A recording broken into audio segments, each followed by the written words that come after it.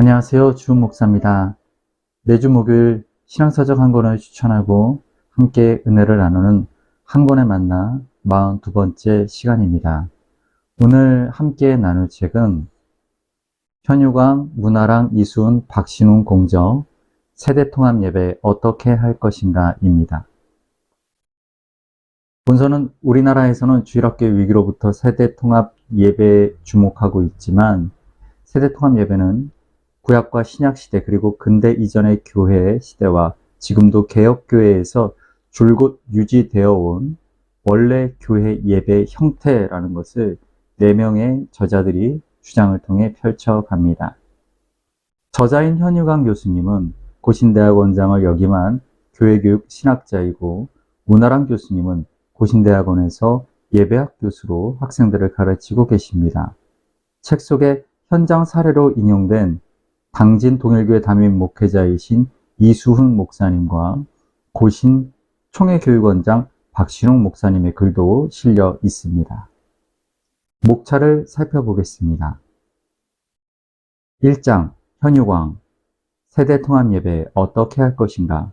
2장 문아랑 세대통합예배에 대한 예배신학적 분석. 3장 이수훈 세대통합예배의 실제와 고민. 4장 박신웅 세대통합예배의 어제, 오늘, 그리고 내일. 책 속으로 들어가 보겠습니다.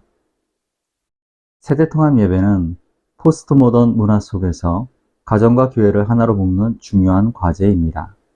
세대통합예배는 말씀을 함께 듣고 공유하고 묵상하며 신앙적 정체성과 공동체성을 회복하게 하는 중요한 장점들을 가지고 있습니다. 여러 세대가 함께 예배하는 것은 이미 창세기에서 시작된 성경적 전통이며 안식일 외에도 함께 모여 예배했던 신약의 전통이기도 했음을 주장하며 부모와 자녀가 함께 공예배에 참석하고 설교자는 이해하기 쉬운 언어와 자료를 통해 온 가족이 함께 묵상하고 나눌 수 있는 설교의 모형을 제시하고 있습니다.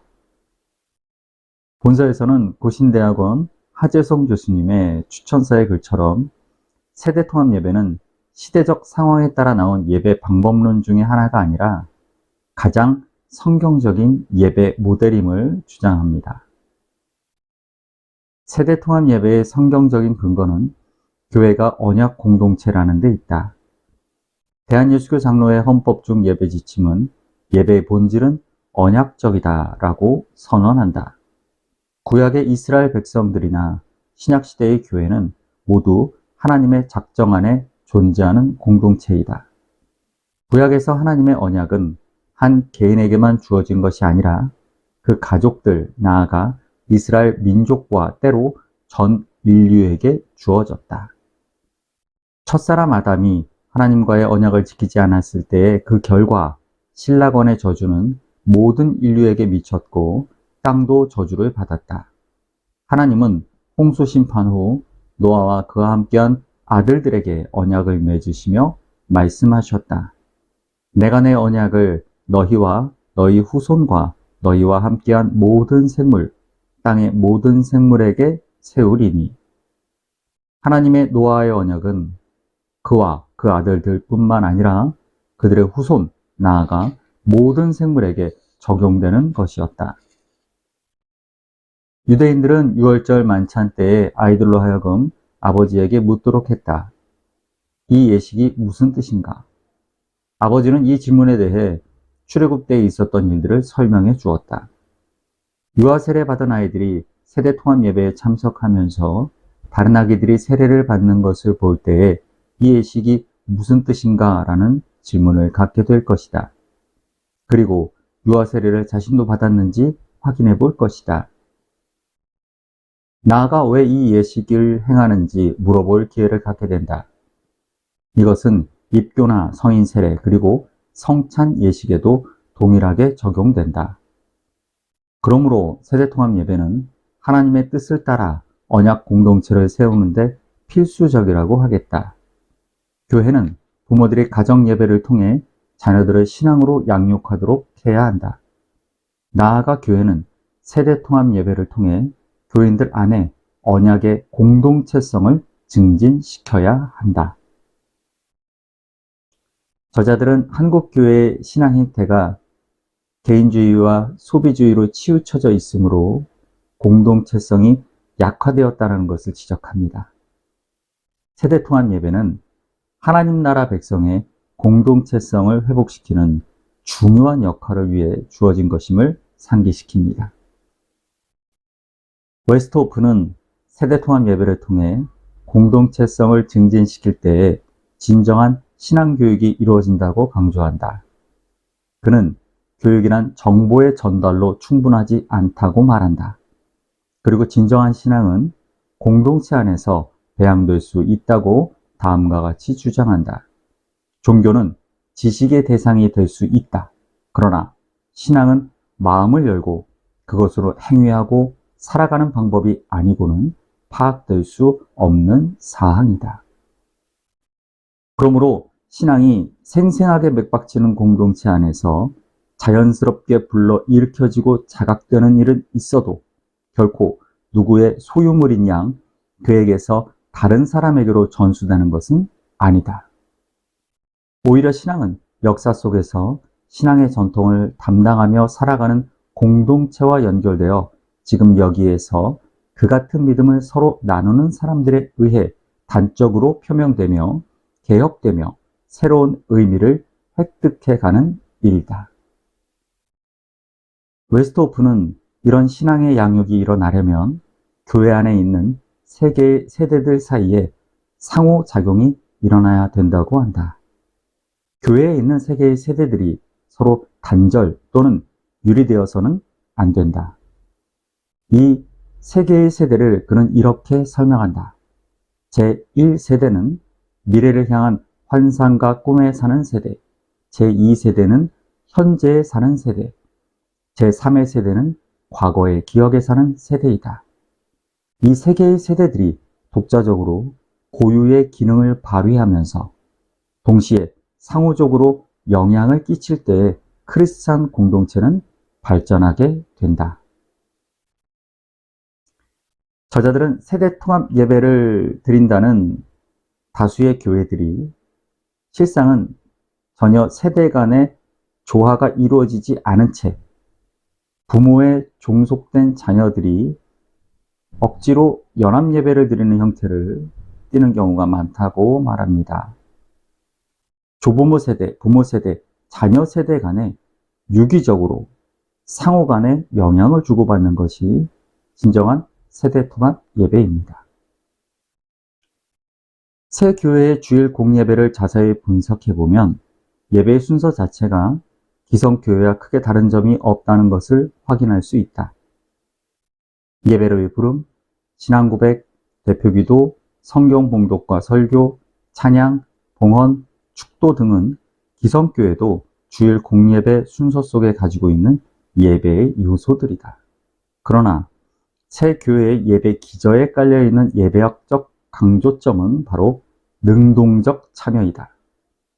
제2차 바티칸 공의회의 공식 문서인 전례 헌장에서 강조하는 것이 바로 예배에 대한 능동적 참여이다.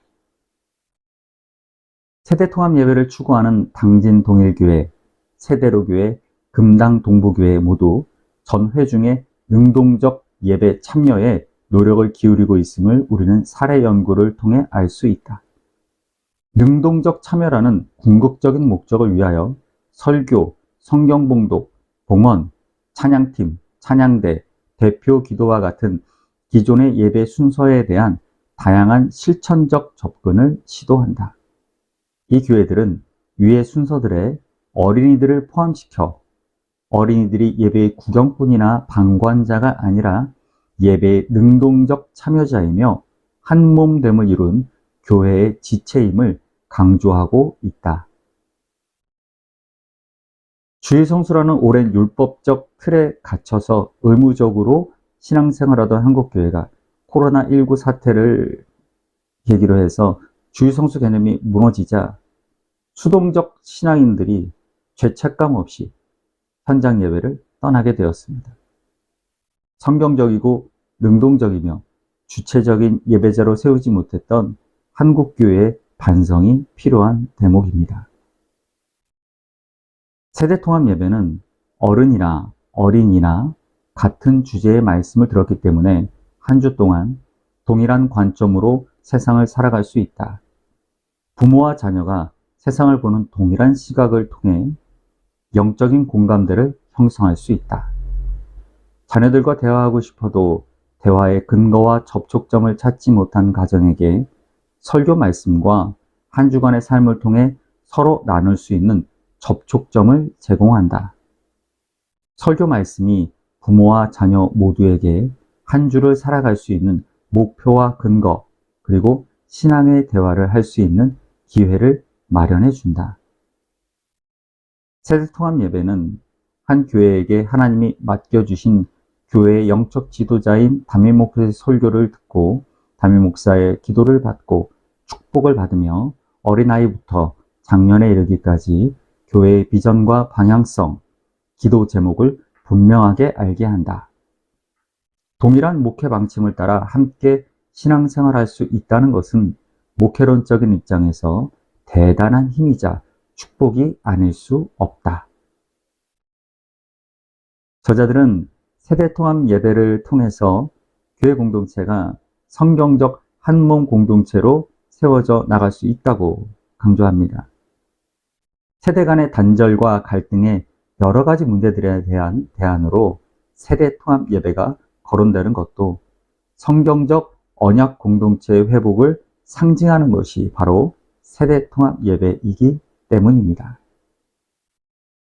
책을 마무리하며 마지막으로 저자들이 세대통합 예배를 드리려는 교회에 주는 권면을 나누면서 오늘 한 권에 만나 42번째 시간을 마치겠습니다. 세대통합 예배가 효율적으로 정착되기 위해서는 어른들의 인내심이 필요하다. 아이들은 예배에 참여하면서 하나님과 조우한다. 하나님과의 만남과 교제를 통해서 그들은 기독교 신앙이 무엇인지 배우고 예배를 통한 신앙의 형성과 성장을 경험한다. 그러므로 참여 없이는 하나님과 교제할 기회를 얻을 수 없고 예배자로서의 훈련을 받을 수 없다. 한 번의 예배가 사람의 변화를 보장할 수 없다. 사람의 변화는 성령님의 사역에 달린 것이다. 그러나 예배의 반복, 즉 다양한 예배 순서와 예전적 실천이 함께하는 예배를 통하여 어린이는 배우며 성장한다. 매주 반복되는 예배를 통해 어린이들은 보다 넓고 깊은 말씀과 신앙에 대한 이해를 가지게 되며 그것들은 내면의 결단을 요청하게 된다. 평안한 저녁 되시고요. 교회에서 뵙겠습니다. 감사합니다.